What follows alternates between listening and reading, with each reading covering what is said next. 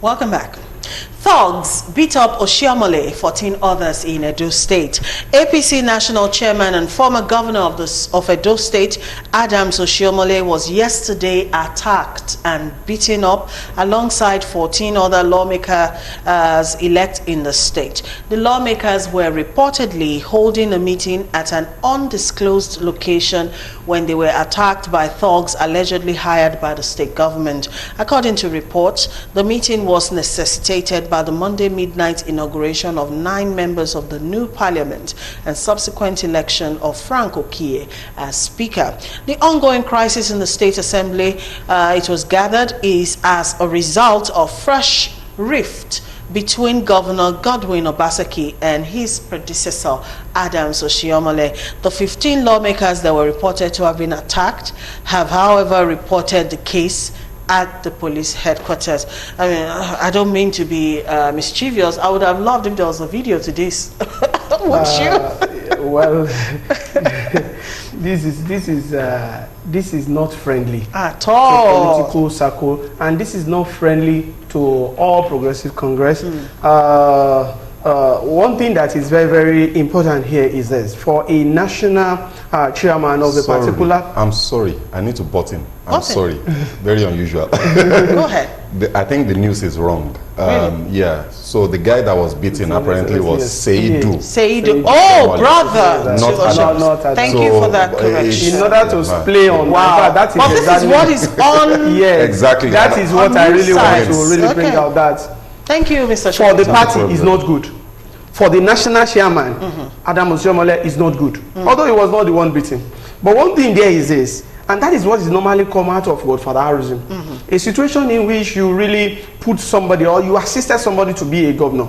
You should know, one thing that they always have is that if that governor is performing very well or people turning to be performing, two things will happen. One, he will have chance on political juggernaut within the state. And another thing again is that he's going to be more powerful. And for him to be more powerful, he needs to control the state house of assembly. And one thing there is this: one of the lacuna in our laws is this: by the time you really want to open an assembly, either national, is the president that will release the letter for the national. But for the state, it's the governor that will release the letter of the opening. And when he released it, it was played very well today that releasing it very late hour, maybe they didn't disseminate the information. And you know what the law says? The law says is that immediately you release the letter, then the clerk of the house can really summon all the members, then you bring in all the new legislator coming in. And that is what they play on. This is a political war that happens between. It's very so from what you have described now, everything that's happened so far is unconstitutional. Well, we can't say that, because what the constitution says is that, in fact, what is the edit says is that immediately you release it and the clerk inform all the members, they converge. Even if, you know, it happens in the case of Saraki and Dogara too. Because immediately, even if you are two that came for that particular summon, you elect all those people you want to really elect. Go ahead with it. And why are we having this inauguration, or whatever? Is it an inauguration? Yes. Yes. In the midnight. Yeah. Why is it in the middle of the night? It's obvious that a lot of mischief is at play by both sides and all that, and it's sad. Like you said, I think the primary issue for me here is that our laws are not well crafted, because it leaves a lot of gaps for people for this type of nonsense. Pardon my language. How can 9 people out of 24 gather to elect the person that will preside over 24? It doesn't make sense. So obviously the law wasn't crafted. That's not even half. Yeah, I mean, it's not even half. So the law obviously wasn't crafted to allow that to happen. When the law says a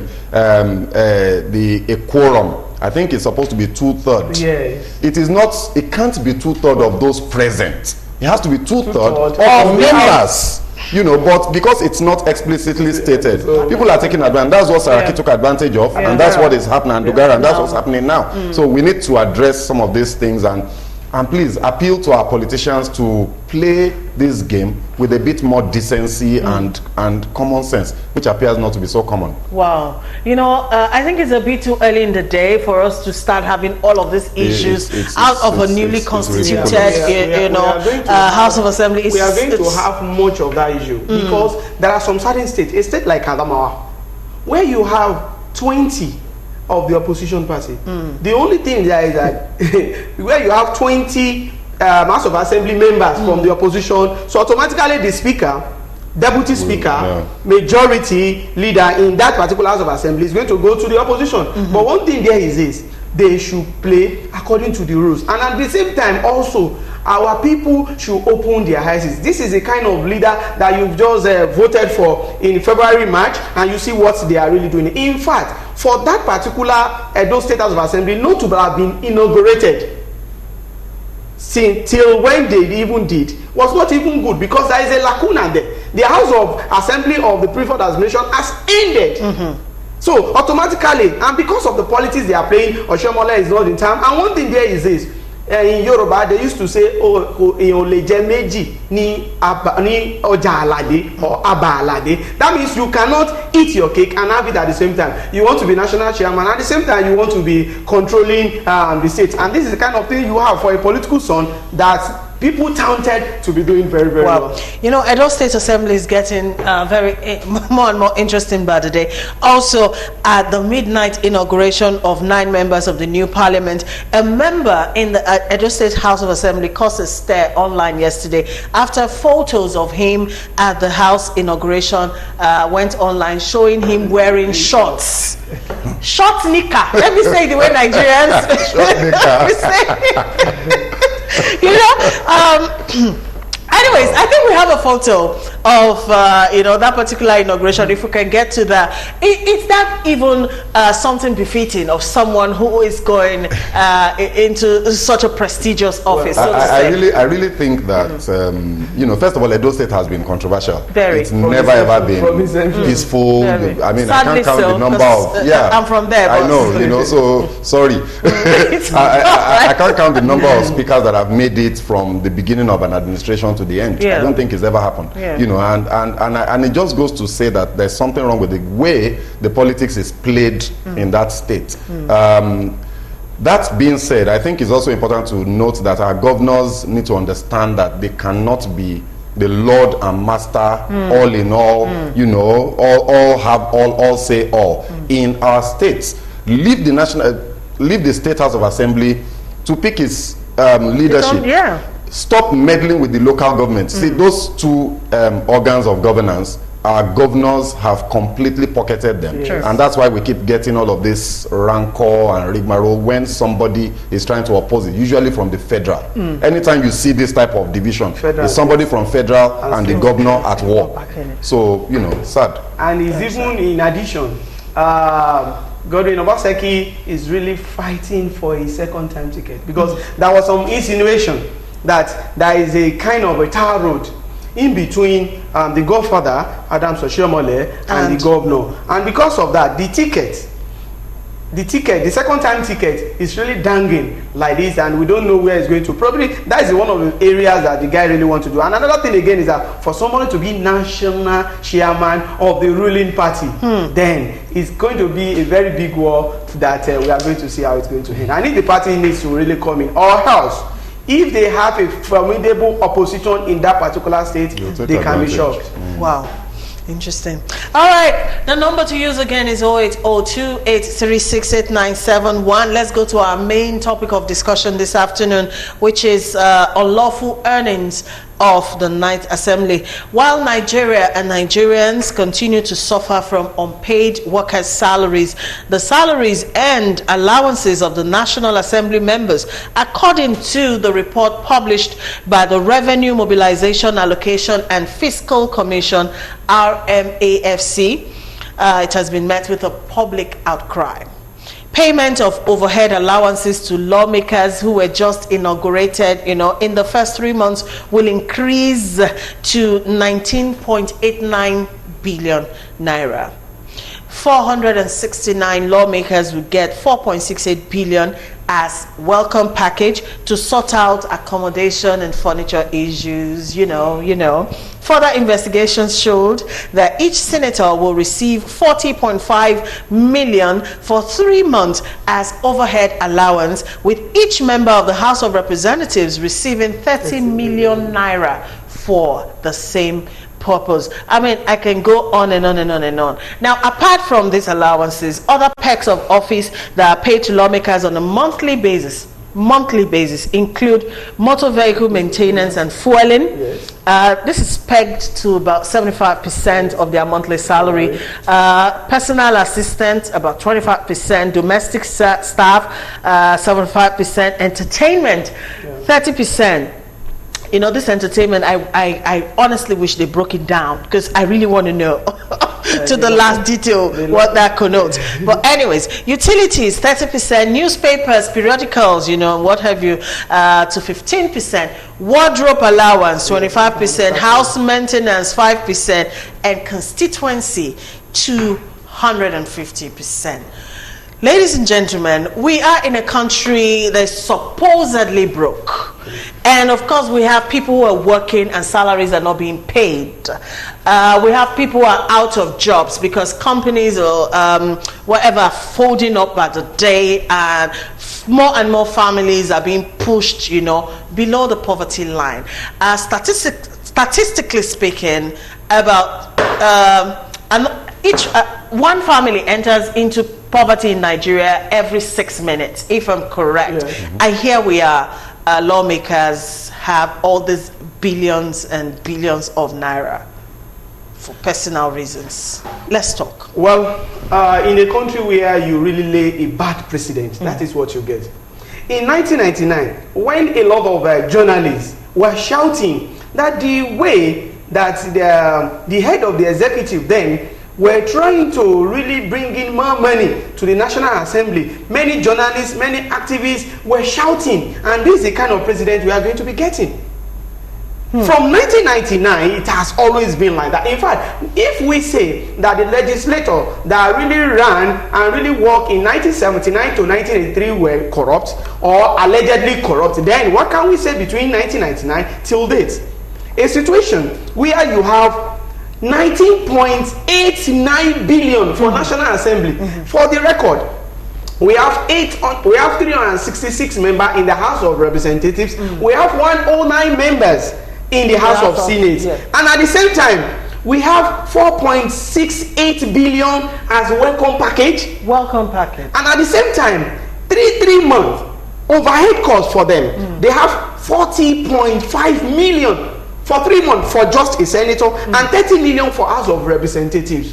In fact, then to be a politician and be in the National Assembly is more fruitful than you to really work in a health company. More profitable. Because, and that is one of the things, and we said we are broke, and a lot of poor people are in Nigeria, and this particular set of lawmakers, and thank God that we have set up that has even taken them to court on this particular issue. Because this is the kind of thing that I really want to work on. Just imagine what 19.8 billion naira within 3 months will do for, let's just say, 2/3 constituency of all the whole country. Then let me just put it, okay, let me have 26 states. Okay, in one senatorial district, we want to build 1 health facilities. Then this particular money will cater for it, and there's going to be a change. In fact, Nigeria is sitting on the gunpowder with this kind of revelation and the kind of allowances that's being put forward by this assembly. And if they really want to toll with what has happened in the 8th assembly, then there is no changes. We are just rotating people, and that statistics that we are having now shows that they are best of the same feather. And that is the reason why everybody must shout now. Either you are political, either you are a politician, we need to shout out, or else this particular set of people, only 469 members of the National Assembly will make us dry in Nigeria. 469 out of a population of over 200 million. All right, Mr. Shokpitol, this kind of remuneration, you know, for our lawmakers, is it worrisome, you know, where our commonwealth as a nation has become a bazaar for our lawmakers? Well, I mean, it's not just the lawmakers, and I think that point needs to be made. But in their own case, it's particularly more disturbing for one reason. There's a fundamental problem with our psyche. If you analyze the values that the society represents or that drives the society, right? Something must be wrong with Nigeria if the people that make the laws for the country to ensure that the country is run in an organized manner that will result in progress and development are breaking the very laws that they make. Yeah. You know, so the Constitution is an act of the National Assembly. Yes. You have a lot of other acts that derive their power from the Constitution.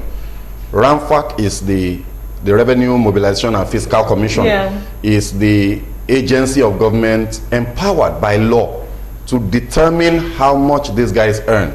Not just them, the president, the vice president, governors, any public office, you know, section, I think is 150, 153 or, you know, and even section 70. Section 70 of the Constitution. Now, it's very categorical. There is no room for gamesmanship in the Constitution. So please, how, under what law are the lawmakers deriving the power to give themselves these monies? They call it monthly expenditure or reimbursable expenses, and they claim, according to Senator Shehu Sonny, who blew the first whistle, but didn't stop collecting, by the way, you know, and didn't reject the money. They claim that they collect the money, and then they are required to bring receipts at the end of each month to prove that they spent the money on expenses.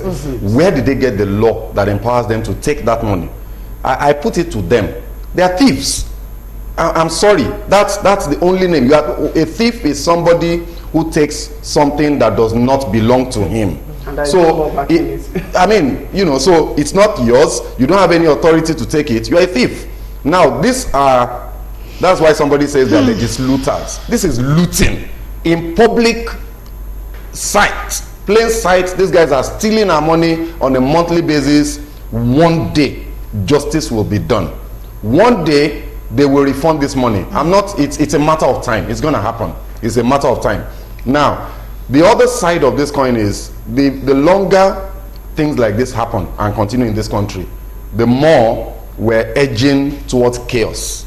Because, first of all, if our lawmakers are resorting to self-help to dip their hands into our commonwealth and take money, what justification do you have for talking about a looter in the executive?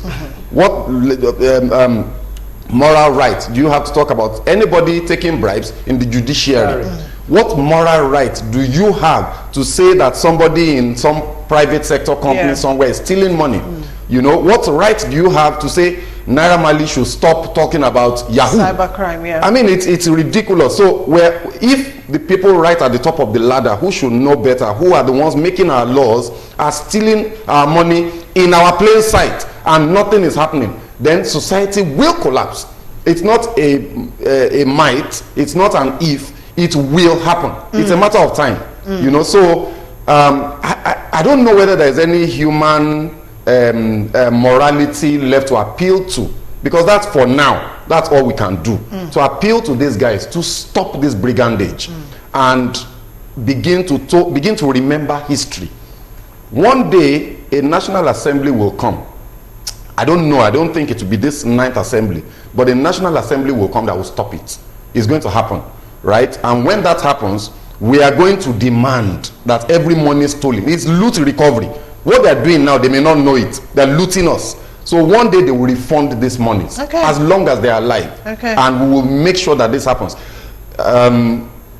When I say we, I mean the people of Nigeria, because one day we'll say no more. It can't go on like this. Okay, now let's go back to this constitution, you know, where all of this lacuna really is. Now, section 70 of the 1999 constitution, as amended, which provides without equivocation that a member of the Senate or the House of Representatives shall receive such salary and other allowances as the Revenue Mobilization, Allocation and Fiscal Commission may determine.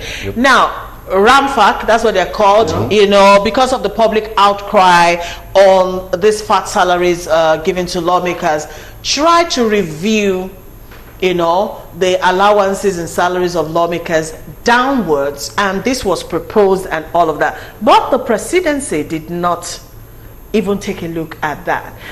What does this show? For an administration, you know, whose one point agenda is fighting corruption, you know, what does this say? If this will be to the betterment of the Nigerian people.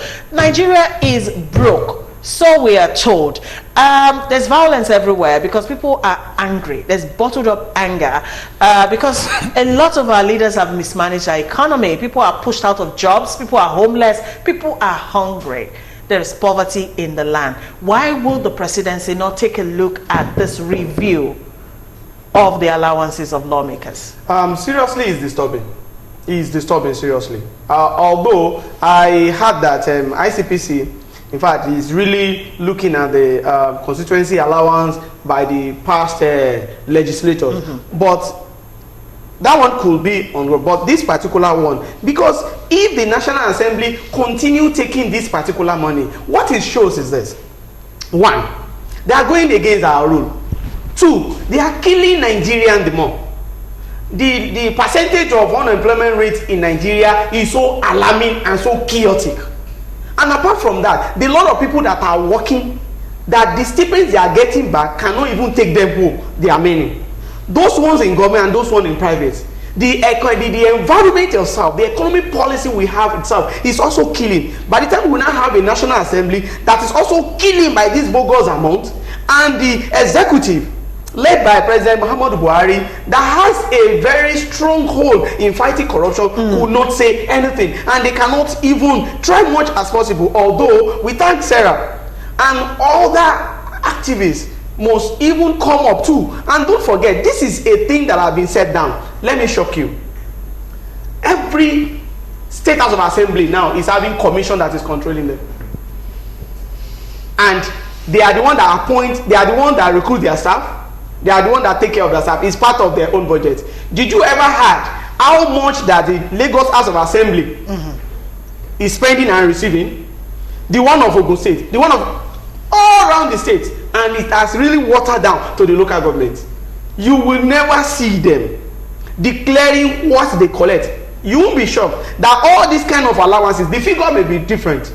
They are also collecting all these things: overhead allowance, wardrobe allowance, press allowance. And this is the kind of people that you are going to get to their office, you are going to see different newspaper, and they will never open it. They can only know when you write a story against their position, that is what they are going to pick it up. And that is the problem that Nigerians must cry out. This is not the time that I want to be apolitical, I want to be apolitical. Or else, these people are going to make us, not just us, they will make our children and grandchildren at this particular night assembly. All right, before we continue, we're going to take a quick music break to allow Comrade Rahman Adebi to join us at the table. But just ponder over this while we're on that break. You know, for a country that cannot successfully pay 30,000 naira as minimum wage, you wonder where all of this 19.98 billion naira is actually coming from. We'll take a break. Nigeria, na my country. No matter where you come from. Nigeria, na your country. You need your faith to grow. No matter where you come from. You need your honesty to stand.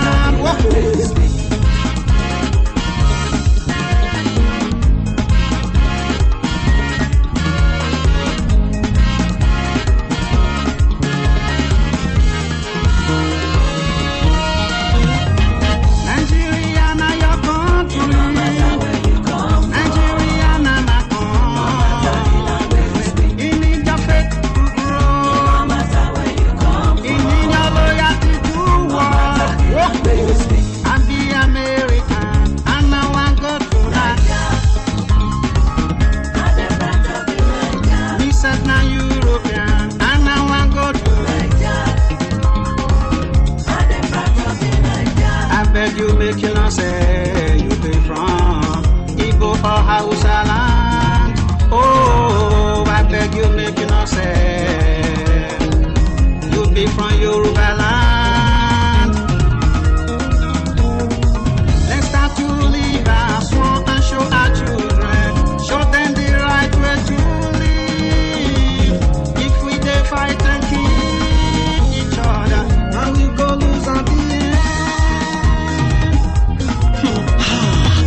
l'avenir de notre pays est entre nos mains.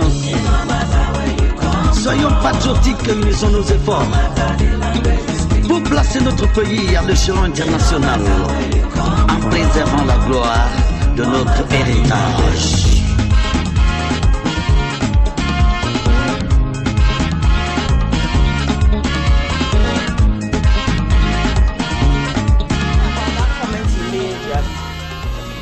All right, welcome back. Yes, you caught me chit-chatting there. Anyways, Comrade Rahman Adebiyi is finally here.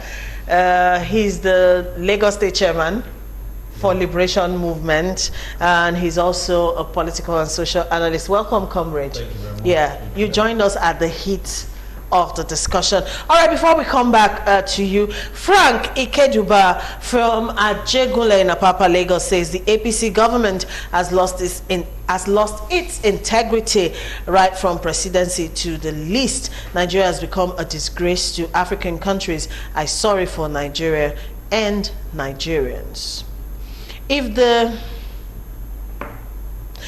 father dies, the children will be forced to pay back the loot to Nigeria. That time will come. All right, this other one says this is very ridiculous. How can we say we are fighting corruption? This kind of embezzlement is taking place. I strongly believe that one day God will descend down and justice will prevail. Alhaji Dauda Muhammad from Ikeja here in Lagos. All right, are you done with your submission so we can move on to Comrade? Let's hear your take. Okay, you want to settle down. All right, Mr. Shopiton, so the question that you asked was, the role of the executive in all of this. Exactly. Ordinarily, you would expect that because they are the executive arm with all the apparatus of state to fight these types of things, that the buck must stop there, of course, to put this to an end. And they've been complicit from 1999 till date. Is it that the EFCC is not aware that these monies are not allowed under the law? Why are they keeping quiet? The legislators don't have immunity from prosecution, right? So it's obvious, and I think one can safely come to the conclusion that in this current political climate or environment, there are only two people, or maybe one and a half, that genuinely believe, that is genuinely aggrieved by corruption, that genuinely doesn't like corruption from the inside. From evidence before us, regardless of the politics, if you talk to the people that are very political, they will tell you, Buhari, which anti-corruption is corrupt too. But I haven't seen the evidence. So I think I can say with some safety that perhaps President Muhammad Buhari is not corrupt in his heart. Perhaps he means well in terms of the fight for corruption, but he's a lone ranger. Perhaps Vice President Oshibajo, to a certain degree, probably also, let's hope and assume that because he's a pastor, we knew him before he became vice president and all that, perhaps he believes again in the fight against corruption in his heart. But they're alone. Once you take those two actors out, everybody else, executive, judiciary, legislature, they are a pack of charlatans who are feeding very happily, gleefully on our commonwealth, and this will not stop. It's important that we understand this as Nigerians. This is not going to stop if we don't stop it, because the people that have the capacity and the power and the instruments to stop it are beneficiaries as well. They will not stop it. EFCC will not go after the legislators because the top guys in the EFCC also have skeletons in their cupboards. We will not forget about the new word that Nigeria created, relooting. That word doesn't exist, reloot. Something was looted, it was recovered, then you reloot it. It's a Nigerian creation. Now, who is doing the relooting, if not the people that are recovered, right? So, it's time for us to understand that whether it's executive or whether it's legislature or whether it's judiciary or they're a band of merry thieves, with all apologies to the few amongst them that perhaps are different, right? And it is us as Nigerians that need to take our fate into our hands. How? One, get involved in advocacy. Two, get involved in politics. It is enough of all this politics for debt. Who told you that politics is for dirty people? Why are you leaving politics in Lagos at the grassroots level to Agberos, to NURTW people? Why you, with your education, your master's degree, working in a bank, working in the telecoms, why can't you be a politician? Is there any, is it a crime? Until we get to that stage when the people that know better and can do better get involved, this is not going to stop. This is where we are. It will only get worse. All right, comrade, are you going to come in now? From my own point of view, I think we shouldn't blow too much drama. Let's break it down. The law is there. The Revenue Mobilization Allocation and Fiscal Commission is the only statutory according to the Constitution to regulate and set the amount that is going to be earned by all these public office holders. So the question we need to now begin to ask as Nigerians is, when they are going beyond these boundaries, Nigerians need to now rise and begin to engage them. Why? Because see, I think we are speaking, but we're not speaking much and loud enough. Because if we are speaking much and loud enough, all this will stop. And going to this last election, part of the campaign slogans of majority of politicians was that this night assembly will be better off in terms of money than the previous one. So the journey has just begun by saying that everybody, be it on media, anywhere you find yourself, begin to talk and begin to engage them. Because the one that you will say that will prick their conscience, you don't know. Because as we're saying here now, some people are getting aggrieved. What's their problem? Forgetting the fact that it is a national problem. Because we're saying that our budget is, we can't increase our budget. But if you cannot increase your revenue, what do? You control your cost. And in controlling cost, from what we have read, the NAS generate a lot of money out of that budget. Yes. So the best way is to control and reduce to a variable minimum, that the remaining will be available for infrastructural development, for other things that will make this country grow and be better off for Nigeria. Those are the things that we as Nigerians should be asking ourselves. Because now I'm saying to them that even beyond this money, we need to now begin to hold ourselves accountable. How well do you know your council chairman, your councillor in your ward, your federal representative and your senators? Most Nigerians don't know. The only person they are accustomed to is Mr. President. So is Buhari your problem? No. The question is, those who you have voted for in your constituency, that they are the direct beneficiary of your votes. Do you understand? They are the one that you begin to hold accountable. Okay. Okay. You can land. Go ahead. And how do you hold it accountable? We've said to Nigeria, the budget has been passed. That's the clear-cut first level. Go to your constituency offices. If you cannot go there, ask for their email address. Bombard their email address with all these questions. And let them break all these things down to you. And the KPI is at every other milestones. Is it quarterly or monthly or half-yearly? They need to give back to you what belongs to you as information, as their role in helping you secure those things that concerns you. You go to some local government, for instance, some constituency, you ask yourself, is there a senator existing in this constituency at all? Is there a rep? Does the government even exist? So these are the questions. But by the time you begin to generate questions and ask, now the federal allocation is going to the 774 local government as it is. It means that down there's a lot of money down there.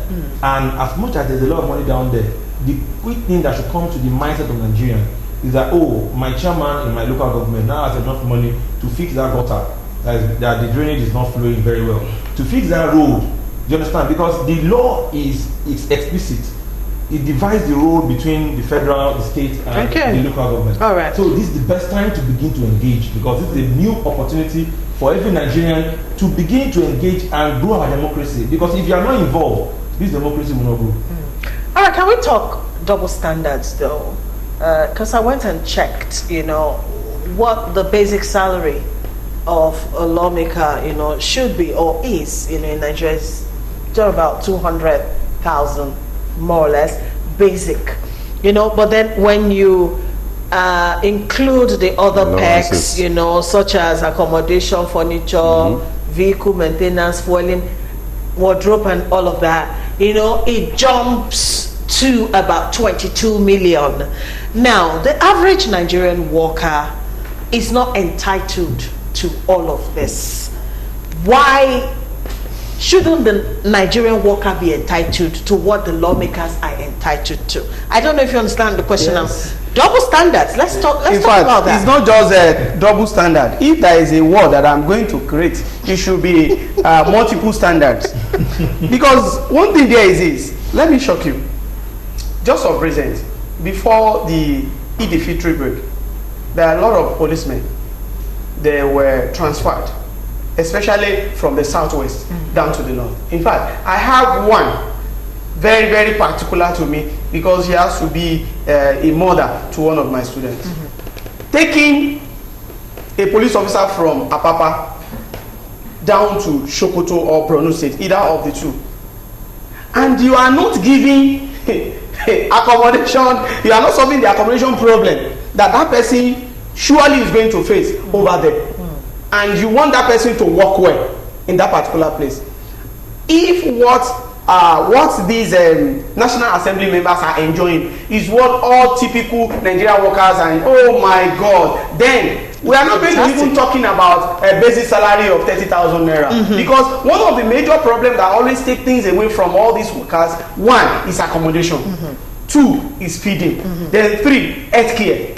Just imagine a situation in which if I'm a public servant, that I know that my accommodation is going to be taken care of, my feed is going to be taken care of. Anytime I have a challenge, I can go to the hospital free of charge. Automatically, even if you are paying me, if you are using the scale of 10,000 minimum wage for me, I'm okay.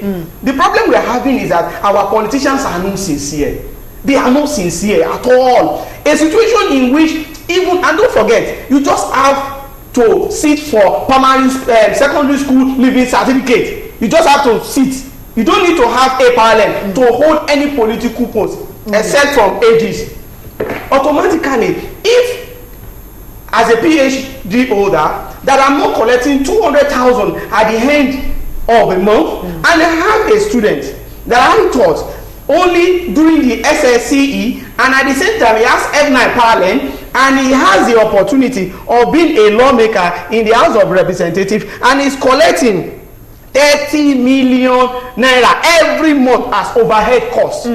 Then there is no reason for me to go to school. I have my PhD, and that is the problem we are still facing. That majority of in Nigeria, all the money we are having in our budget, all the money we are creating, all the money we are working for this politician. If we don't know, we should know technically we are working for it. From the president, vice president, governors, all of them. We are the one working for them. We are the one clothing them. We are the one feeding them. We are the one making their life better. But they don't have anything in return to us. And that's the reason why this is not just double standard. It's multiple standard. And that's the reason why HLC and all other non-governmental organizations, this is time to speak up. We know that some of them are also part of the cake, but they should please, because of the ordinary workers, that you want to be giving 30,000 naira to feed his family, a money that cannot even take him home, talk less of blessing the home that really come from. This is very, very sad, and they must be able to know, as Mr. Jobi have rightly said, that they are going to account for these things, either by kind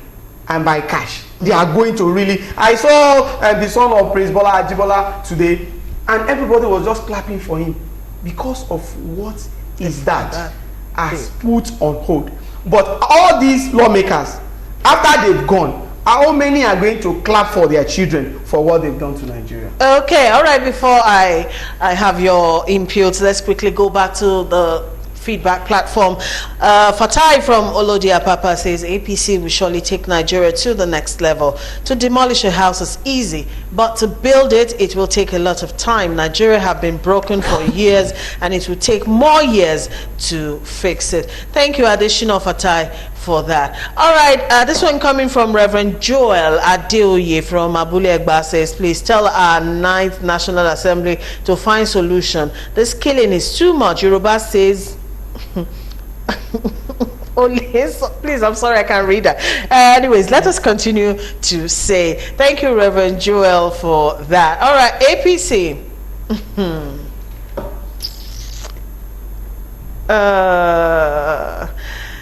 Ajibola from Ikotu, I cannot read your message, but thanks anyway for your contributions. Mr. The legislators influence the people who are in charge of their emolument, so I do not see a solution. Greetings to Mr. Adigbenro Biodun Adeoshun sent that one in. All right, greetings to all the discussants. By the time you know what the presidency and the executive take home as salaries and allowance, the NAS allowance is child's play. Kennedy from Ishaga sent that one in. I'm not expecting anything new in this 9th assembly because we still have those that run for 8th assembly among them, from Olamide in Agege. All right, this one says, really, this Niger of ours is something else. Like Mr. Shopiton said, a time is coming when all Nigerians will gather to say no more. Comrade, your quick last submissions, please. Yeah, my quick last submission is this is the best time for Nigerians. This is the best time that, see, when we say this is the best time, the opportunity is everything is new. There's a new fusion of new blood in the NAS as we speak. It means that, the business as usual, if they do not train them in the whip of the negative, they have a tendency of going the positive for a while before they switch over. So this is the best time that Nigerians need. Some of you are their close relatives. Some of you are their friends. Some of you, you went to school together. You can talk the right sense into them. And who is a representative? A representative is that personality in the rep or in the Senate who is representing your constituency, who comes out of among of you. You know his house, you know his constituency office. Why don't you articulate all your grievances now, send it to them, let them begin to get engaged with all this thing, because this is the best time we can practice what we call effective communication. Not just leave them by virtue of we have appointed the guy, let him go there and anything he does is okay by us. No, this is the time to now begin to hold him accountable. Sir, after 90 days, what have you done? By the time you begin to put a lot of pressure in their constituency office, they won't get to Abuja and sit or sleep when the task of developing making policy that will benefit you, is in play. Okay, all right, Mr. Shopito. I'd like to say that, when you were reading some of those messages, on 2 occasions I heard people say, this APC will this. I'd like to say to Nigerians that where our mumu never do. If we continue to say APC or PDP when we're addressing when somebody creates the impression that when PDP was in government, Nigeria must have been an El Dorado, and now it's a hell. Or when somebody who is on the APC side creates the impression that now that APC is in government, Nigeria is now, everything is fine. Something must be wrong with us upstairs. Let's stop this APC PDP thing and understand that the political ruling class, they don't have a political party. Yes. The guys in that National Assembly come from both sides, and they collect this money together. They're in perfect coherence and synergy to loot us and milk us dry. We need to stop this APC nonsense and this PDP nonsense, especially on our discussions on social media, and begin to address the fundamental issues. Let's hold these guys accountable. Exactly. They won't do it for us. All right. Now, the executive, the director for CACOL, Debo Adeniro, raised a very salient point where he said some of these senators are former governors, board chairman, and other government appointees, How many houses are they going to live in, and how many furniture really do you need in a lifetime? Meanwhile, at the same time, if we go by the current minimum wage, which I still think is 18,000 until the 30,000 is being effected, it will take an average Nigerian worker 60 years and 44 years to earn the annual salary and allowance of a Nigerian senator. Yes. Food for thought. Thank you, gentlemen. Thank you, Mr. Adigbero. Thank you, Comrade Adibi. Thank you, Mr. I'm still Shokoto. angry. I know. We'll see you tomorrow, same time. Enjoy the rest of the day.